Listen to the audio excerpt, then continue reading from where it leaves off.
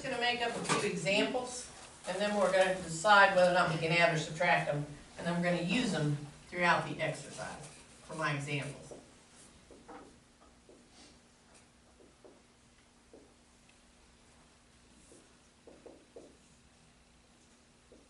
Can you guys see these okay? Mm-hmm. I'm trying to make them big enough. We're going to use the same batch pretty much.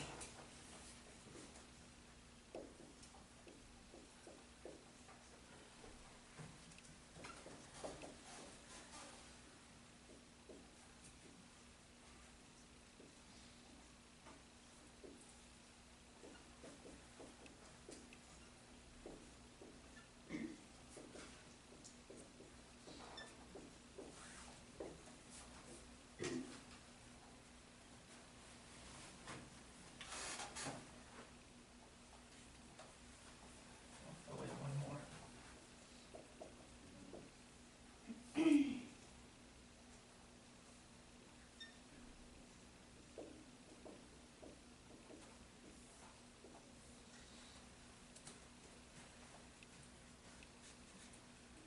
So again, in order to add or subtract matrices, your matrices have to have the same dimensions.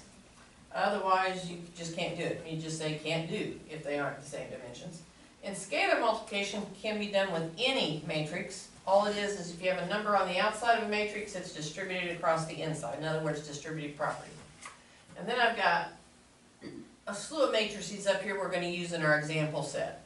Matrix A is, Mary Lynn, what dimensions? I'm not done writing yet. That's okay. 3 by 2. 3 by 2. What about B, Riley? 2 by 2. What about C, Carissa? 2 by 2. What about D? Annalyn. 3 by 2. And what about E? 3 by 3. And F? Back to Dylan. 3 by 3 by 3. Okay, so if we're just looking at those, which ones could we add or subtract? 3. A and B. A and D, okay. B and C. B and C. E and F. And E and F. Does everybody agree with that statement because of the dimensions? Okay, is everybody ready to go with our examples then? Yeah. Okay, then I'm going to start with the example. Let's say I want to add matrix A to matrix D. And you've already established that I can add them. Why? They're the same dimension. A is a 3 by 2 and D is also a 3 by 2. And when you add or subtract, you add each respective position. And this is another assignment you should be able to possibly get done in class. Row 1, first position gets added to row 1, first position in the second. So 2 plus 4 is 6. And I'm not going to expect you to write 2 plus 4. You can go ahead and just do what the answer is. And because most of these you can do mentally. What about second position in row 1 is a 3, and in the second one it's 8, so what's 3 plus 8? 11. Nicholas, I'm going to let you start there. What's the second row, first position going to be in each of them added? -5 and 0. So that would be, -5. okay, Spencer, what about the second row, second column? What would it be? 7. And now we're ready for row 3. Robert, what's row 3, column 1? 8. And Nathan, row 3, column 2? -2. -2. And that would be our answer. So very agreeable there. Okay, now we're going to subtract. What if I said C subtract B? And again, establish, can we do the subtraction? Are they the same dimensions? So C is a 2 by 2 and B is also a 2 by 2. So we're able to subtract them. And again, it goes by positions. Only this time we're starting with C. So it'd be 6 subtract 2. 4. Aaron, what about the second position? What would it be? -7. -2 subtract 5 is -7. Good. Marilyn, we're back to you. Second row, first position. -2. And Riley, what about second row, second position? -3. Now, what if I said I want to add D to E? Right, so what are we gonna say? First, we know D is a 3 by 2 and E is a 3 by 2, so you just say can't be done or not possible. Either one. So you're gonna have some that can't be done. Okay, now, I wanna add the scalar to the group of examples. Let's say I have 5A plus 1/2 D. So my scalar on A is gonna be 5. And everything in A has to be multiplied by 5. So that you're gonna have to show. So when I multiply everything in A times 5, let's see, where are we at? Chris, I take it back to you, or is it Riley? Okay. Take everything in A times 5, what will you get? Like 2 times 5, Mhm. 10, Mhm. 15, Good, keep going. negative 25, 20, Good. 30, negative 35. Now, what are we gonna do with D? Half everything. Take everything in D times a half. So what will we get when we multiply everything by a half? 2, Okay, 4, 0, good. 1.5, And you can either write 1.5 or 1 and 1/2, whichever you're more comfortable with. 1, and 2.5. Now, we can add them because we still have what? A 3 by 2 and another 3 by 2? So, Tatum, you get to do the adding. What will we get when we add the positions? Okay, so 12, 19, negative 25. Is that 1.5? Mhm. 21.5. 31. Negative 10. Negative 35 plus Oh, that's 2.5. 2.5. I thought that was 25. No. You'd be lucky if it was, but it's not. Negative 33.5. I'm talking about negative 32.5. There we go. Everybody agreeable? That's a decimal there. Okay, is everybody good there on that adding? Try another one.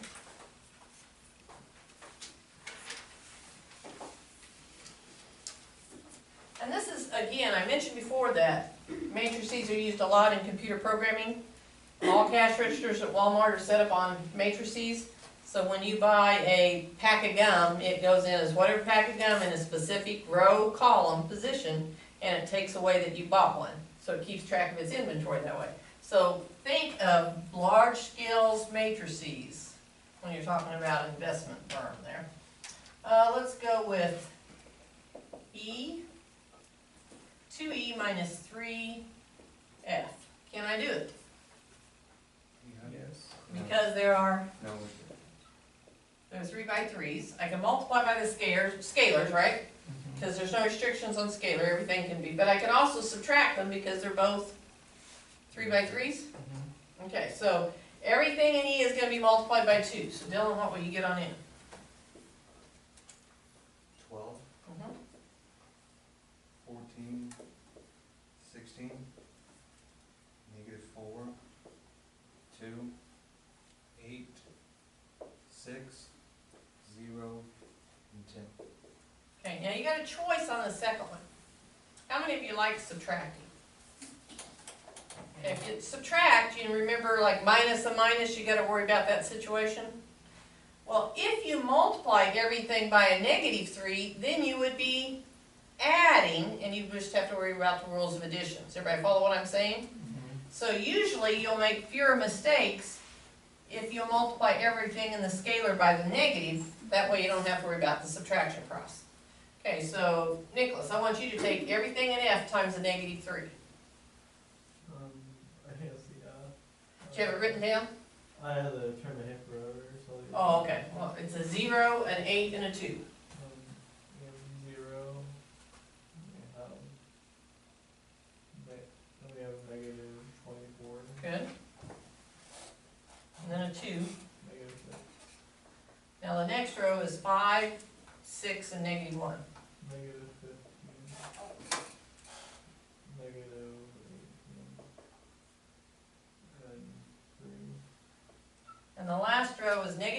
5, -2, and 3. 15, 6, and -9. And since we chose to multiply by the -3, then all we have to do is add them. So Spencer, what will we get when we add these? 12.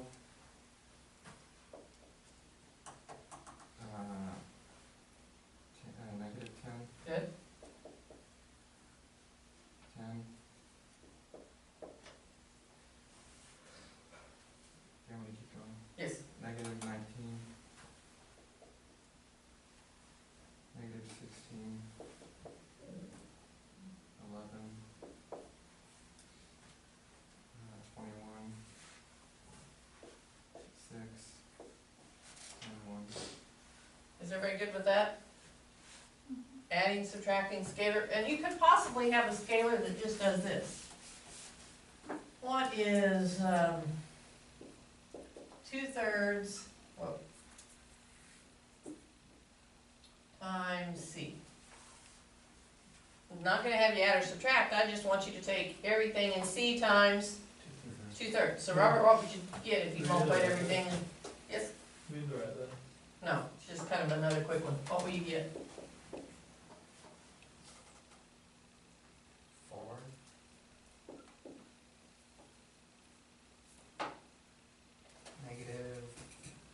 -4/3. Mm-hmm, Oh, 2/3 good. and 8/3. And like I said, some of your problems will have decimals in it, some of them will have fractions. So you are gonna have both of those possibilities to involve with. Okay, do you guys have questions? Okay, so let's look, page 164. You're doing 14 through 29. 29. Now let's look at 14 through 23. What's it say up above 14 through 23? Perform the indicated operations if the matrix does not exist, write impossible. So if you can't add it or subtract it, just say impossible. Follow what you're doing on that group. Okay, the next group, 24 through 29, where are you going to refer to? They have the matrices kind of like I created in my examples that you refer to add, subtract, or just do scalar with, depending on what the problem is. Okay, so make sure you show your work that you have to. On 14, you could just write the answer, right? Because there's no scalars involved. So you can just go straight to writing your answers. Okay, so 14 through 29.